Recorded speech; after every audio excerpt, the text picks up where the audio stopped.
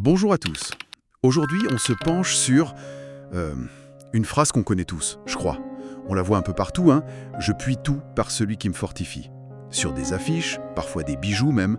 C'est Philippiens 4,13 dans la Bible. C'est devenu un vrai symbole d'espoir, de détermination pour beaucoup de gens. Mais voilà, qu'est-ce que ça veut dire, au fond? Est-ce que c'est une sorte de chèque en blanc pour réussir tout ce qu'on entreprend, ou est-ce que c'est plus subtil que ça? On va explorer ça ensemble aujourd'hui. D'où vient vraiment cette force, ce contentement, surtout quand ça va mal? On va plonger dans ces textes anciens.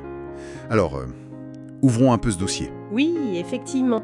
L'idée, c'est vraiment d'aller au-delà du slogan, quoi. De comprendre d'où vient cette force intérieure dont parle le texte. Et pour ça, faut regarder le contexte. Qui parle? À qui? Dans quelles conditions? Et puis, comment ce verset s'insère dans tout le message de l'auteur? Il parle aussi de la suffisance en Christ, d'ailleurs. C'est lié. Alors, le contexte, justement, c'est l'apôtre Paul qui écrit, personnage clé du christianisme naissant, connu pour ses voyages missionnaires après sa conversion, assez spectaculaire. Et quand il écrit cette lettre aux Philippiens, il n'est pas franchement au Club Med. Il est en prison, ou en tout cas en résidence surveillée à Rome. On pense que c'est vers 60-62 après GC. C'est ça, comme le suggère le livre des Actes. Et pourtant, ce qui est frappant, c'est que la lettre, elle déborde de joie. Le mot revient une quinzaine de fois, je crois.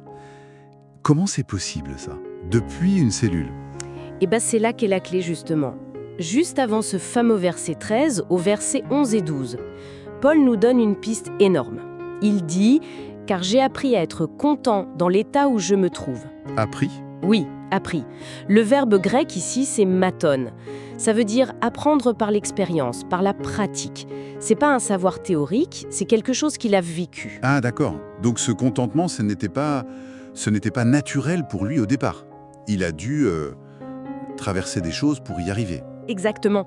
Et il précise même savoir être abaissé, savoir être dans l'abondance, vivre dans le besoin, comme dans la richesse. Au verset 12, il utilise un autre mot grec, memuchou emai. Ça sonne presque comme une initiation, comme s'il disait « j'ai été initié au secret du contentement ». Donc non, ce n'est pas une capacité innée, mais plutôt une discipline spirituelle, le fruit de sa relation avec Christ à travers toutes ces situations. D'accord. Ah mais oui, ça change complètement la lecture du verset 13 alors. Si on lit juste après ça, le « je puis tout », ce n'est plus du tout une promesse de pouvoir réaliser n'importe quel rêve perso, quoi. Le tout, ça ferait référence à quoi, du coup? Exactement à ce qu'il vient de décrire juste avant. Endurer ces situations précises. L'humiliation comme l'abondance, la faim comme la richesse. Et garder une paix intérieure. La force, elle vient en celui qui me fortifie. En grec, en toen dynamo antime. Le verbe est lié à dynamis. Dynamis, la puissance. Oui, la puissance, l'énergie dynamique, c'est la même racine qu'on trouve pour la puissance de l'Esprit Saint dans les Actes des Apôtres. Donc ce n'est pas de la pensée positive ou une méthode pour éviter les coups durs. C'est une capacité surnaturelle, on pourrait dire, à tenir bon, à rester fidèle et content au milieu de tout ça, grâce à la présence de Christ en lui. C'est intéressant. Ça me fait penser un peu à l'histoire de Job, dans l'Ancien Testament. Un homme qui est décrit comme juste, intègre. Il avait tout. La richesse, une famille, l'honneur. Et il perd tout, brutalement. Même sa santé. Et pourtant, même au plus profond de sa souffrance, il ne renie pas sa foi. Il a connu les deux extrêmes, l'honneur et l'humiliation totale. C'est un peu ce que Paul décrit avoir appris. C'est puissant comme parallèle. D'ailleurs, pendant qu'on est plongé dans ces réflexions profondes, j'en profite pour demander un petit coup de main à ceux qui nous écoutent. Si cette discussion vous parle, n'hésitez pas à la partager, à laisser un j'aime, et puis à vous abonner pour ne pas rater les prochaines, et un petit mot positif dans les commentaires, ça fait toujours du bien. Oui, et cet exemple de Job, ça illustre bien cette endurance qui ne dépend pas des circonstances extérieures. Et cette force intérieure, cette capacité à tenir, Paul la relie ailleurs à ce qu'il appelle la suffisance en Christ. Dans sa lettre aux Colossiens, par exemple, il écrit quelque chose comme « Vous avez tout pleinement en lui ». L'idée, c'est que la relation avec Christ remplit les besoins profonds, spirituels. Et ça donne une stabilité qui ne dépend plus des hauts et des bas de la vie. Et concrètement, comment ça marche cette suffisance? Comment ça peut nous aider au quotidien? Alors, une des applications qui ressortait dans les textes qu'on a regardés, c'est notre rapport au passé.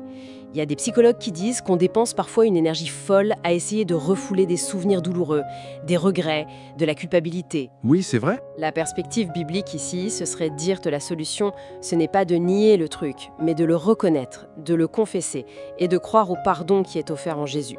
Ça permet de traiter la cause profonde, pas juste le symptôme, et du coup, de libérer cette énergie pour vivre le présent. C'est trouver sa force en Christ, plutôt que dans nos efforts pour oublier ou se justifier. Ça me rappelle une image assez connue. Oui, celle qu'on attribue souvent à Martin Luther, le grand réformateur protestant du XVIe siècle. Il aurait dit quelque chose comme « On ne peut pas empêcher les oiseaux de voler au-dessus de notre tête, mais on peut les empêcher d'y faire leur nid. » Ah oui, je vois. C'est une belle analogie pour les pensées négatives, les tentations ou même ces souvenirs qui pèsent. On ne contrôle pas toujours leur arrivée, mais on peut choisir, avec cette force intérieure dont on parle, de ne pas les laisser s'installer et prendre toute la place. Bon, alors, si on essaye de résumer un peu tout ça, ce fameux « je puis tout », ce n'est pas une baguette magique pour réussir tous nos projets ou pour avoir une vie sans aucune difficulté. C'est bien plus profond en fait. C'est la découverte qu'en Christ, on peut recevoir une force intérieure, une résilience, qui nous permet de trouver le contentement, la paix, même au cœur des épreuves, peu importe lesquelles. Une force qui vient pas de notre propre volonté, mais de notre dépendance active de lui. Tout à fait. Et ça nous laisse peut-être avec une question, pour chacun, une question importante. Comment est-ce que notre manière d'aborder le prochain défi, la prochaine galère ou même la prochaine bonne nouvelle, comment tout ça pourrait changer si on choisissait consciemment de s'appuyer sur cette force divine, plutôt que de compter seulement sur nos propres réserves qui sont souvent limitées? Qu'est-ce que ça changerait, au fond, de vivre cette dépendance ?